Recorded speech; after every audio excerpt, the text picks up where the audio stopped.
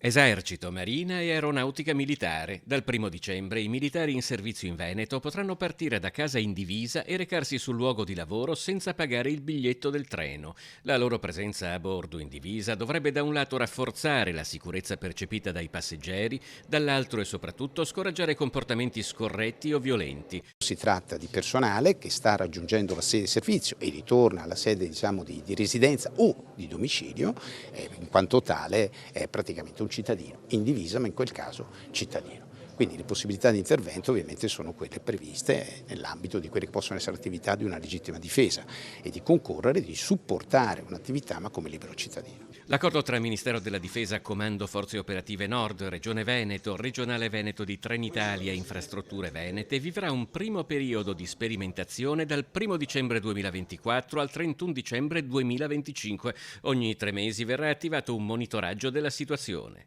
I nostri capitreno sono sottoposti ad una formazione estremamente tecnica e anche trasversale per la capacità di saper individuare situazioni critiche. I nostri capitreno, consapevoli del contesto in cui si muovono, sanno che dal 1° dicembre potranno contare anche sull'ausilio e sul supporto delle forze armate. L'adesione dei militari all'iniziativa è facoltativa. Il militare, per poter godere di questo beneficio, deve avere questo modulo da compilare e da fornire al capotreno, quindi prima di salire sul treno. In un secondo momento, come per le forze dell'ordine, avrà utilizzato questa app proprio per facilitare il capotreno a non andarlo a cercare, ma a poterlo chiamare immediatamente e a poter fornire supporto.